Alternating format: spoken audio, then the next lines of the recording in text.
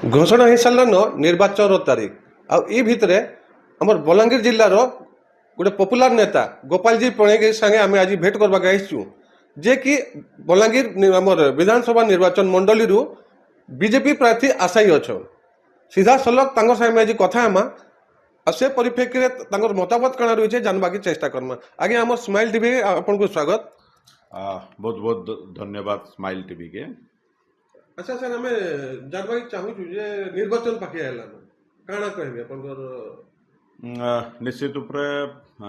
मुझे कहमी निर्वाचन पाखई आसूचे साधारण निर्वाचन एवं ओडिशा रे तो विधानसभा निर्वाचन एवं लोकसभा निर्वाचन विगत बहुत वर्ष है एका सांगरे ही आसूचे आउथर भी एका सांगरे होचे जेहेतु विधानसभा एवं लोकसभा एका सांगरे होचे तो इनर माहौल ओडिशार माहौल निहाती भाव रे अन्य राज्य तुलन सरगरम रहा विशेषकर बलांगीर बाबद काଣା कहबे बलांगीर बलांगीर ओडिशार गोटे अन्यतम जिला इन माने राजनीतिर पीठ अच्छे इटा इन हेवी वेट लीडर्स माने जेन माने प्रभावशाली प्रतिभाशाली नेता माने इनु प्रतिद्वंदिता करसन सबुथर आर इथर भी से प्रकार निर्वाचन ताती बलांगीर रे जोरदार अच्छे बलांगीर निर्वाचन मंडली रे निर्वाचन तातीटा लोक अनुभव कलेन। बीजेडी तार प्रार्थी घोषणा कर सारछि कलिकेश नारायण सिंह के कांग्रेस आडू भी हमें समीरेंद्र टिकट पक्का बोली सुनबाके कहूँ जदियो तो हम कन्फर्म नहीं आपन गोटे भी अंचल गोटे पपुलर नेता काଣା कहबे जदि आपन को टिकट मिले लड़ई केनता बोली भाबुयो निश्चित रूप से मुझे तो कहमी जे इथर बलांगीर विधानसभा निर्वाचन मंडली रे बीजेपी बाजी मात करवा विगत दिन लोके जनसाधारण भोटर्स देखी सारिछन बीजेडी शासन भी बीजेडी नेता को भी निर्वाचित करी पठैछन एवं कांग्रेस नेता भी इनु निर्वाचित होकर जाइछन विगत दिन किंतु आज पर्यंत बीजेपी नेता कहीं बलांगीर निर्वाचन मंडली निर्वाचित होकर नहीं जीवार लोकंकर भितरे बहुत आग्रह अच्छे यशस्वी प्रधानमंत्री नरेंद्र मोदींकर जेन विकास विकसित भारत रो कथा कहउछन एवं विगत 10 वर्ष भितर लोक देखिछन नरेंद्र मोदींकर सरकार रे केन प्रकार विकास होउछे आउ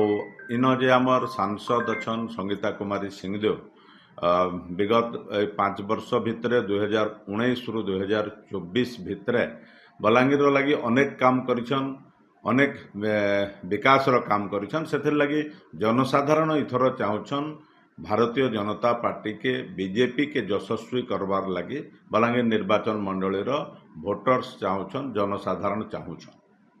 आपन को जदि आपन टिकट पाउछन आपन मुद्दा पर्सनाली को पदरु जे बलांगीर लगी आपन प्रकार स्वप्न करा निश्चित रूप से मुझे तो बलांगीर लगी बहुत स्वप्न देखी विगत दिन रे बलांगीर विकास लगी अनेक आंदोलन भी करिछे सेटा एवं केवल आंदोलन नुहे आंदोलन के गोटे निर्णायक मोड़ पर्यंत नेबार आंदोलन होइछे न ऐतिहासिक आंदोलन माने मुई जनसाधारण को नहीं करिछे सेटा लोअर सुक्तेल प्रोजेक्ट हो बलांगीर बायपास कथा हो बलांगीर खोर्धा रेल लाइन रो कथा हो एवं अन्यान्य अनेक जिनसर नेतृत्व नहीं आंदोलन करबार मते सुजोग मिलिथिला आउ से सबु प्रकल्प आज प्रायतः केनटा आरंभ हो जाइए केनटा संपूर्ण हो जाइए एवं आगामी मोर बलांगीर प्रति मोर स्वप्न अच्छे देखुन आम सब बेले कही आसुचु जे सरकार बलांगीर प्रति वैमातृक मनोभाव करुछन राज्य सरकार सबु बेले इन कौनसी प्रकल्प भी बिना आंदोलन रे नहीं है कौनसी प्रकल्प बिना आंदोलन रे नहीं है एबे मुख्य जिनस अच्छे बलांगीर के आमे गोटे शिल्प विहीन जिला कहूँ एवं दादन समस्या बलांगीर सबुठानु अधिक माने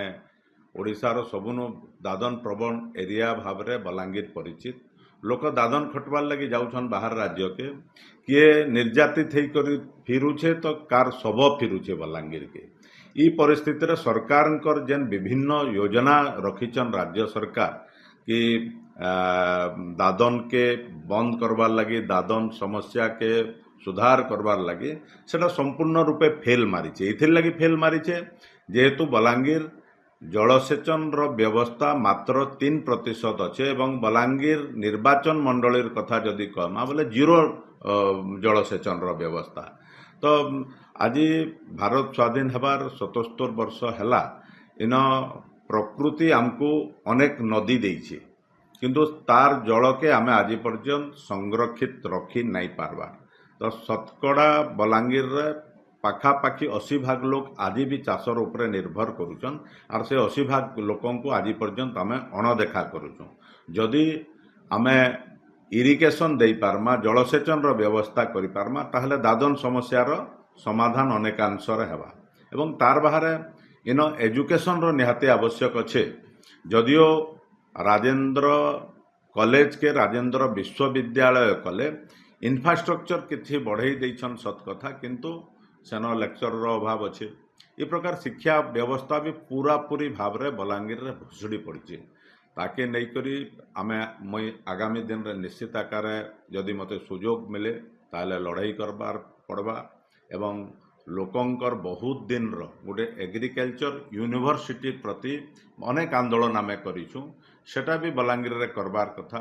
ଶିଳ୍ପବିହୀନ ବଲାଙ୍ଗୀର ଜିଲ୍ଲା କହୁଛୁ, ଶିଳ୍ପବିହୀନ ବଲାଙ୍ଗୀର ବିଧାନସଭା ନିର୍ବାଚନ ମଣ୍ଡଳୀ କହୁଛୁ। ଇନ ଗୋଟେ ମାତ୍ର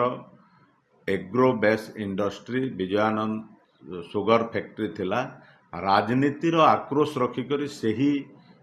ଏଗ୍ରୋବେସ୍ ଇଣ୍ଡଷ୍ଟ୍ରିକେ ବନ୍ଦ କରି ଦିଆଯାଇଛି, ସେଟା ବି ନିଶ୍ଚିତ ଆକାରରେ ଚାଲୁ ରହିବାର କଥା। ଏବଂ ଦେଖୁନ୍ ଇନ ବହୁତଟେ ଇଟାକେ ଆମେ ଧଳା ସୁନାର ଜିଲ୍ଲା କହୁଛୁ ବଲାଙ୍ଗୀରକେ। କଟନ ଚାଷ ବହୁତ ହଉଛି ଏବଂ ତାର ଲାଗି ସେ କଟନକେ ବର୍ତ୍ତମାନ ଆମେ କଥା ହେଉଥିଲା ବଲାଙ୍ଗୀର ନିର୍ବାଚନ ମଣ୍ଡଳୀର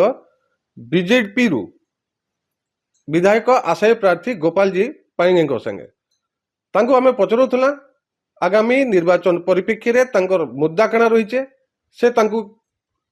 ଯେନ୍ ହିସାବରେ ସେ ଆନାଲାଇଜ୍ କରୁଥିଲେ, ସେ କହୁଥିଲେ ଯଦି ମୋତେ ଟିକେଟ୍ ମିଲୁଛେ ମୁଇଁ ବଲାଙ୍ଗୀରର ଯେନ୍ ମୋର ସ୍ୱପ୍ନ ଅଛେ ମୁଇଁ ସେଟାକେ ସାକାର କରମି। ମତାମତ ଆପଣମାନେ ଦେବେ, ଭୋଟ ଆପଣମାନେ ଦେବେ, କିନ୍ତୁ କିଏ ହାରବା କିଏ ଜିତବା ସେଟା ତ ଅଲଗା କଥା। କିନ୍ତୁ ଗୋଟେ କଥା ଆମେ କହିପାରମା, ଇଥର ହେବା ବିଗ୍ ଫାଇଟ୍।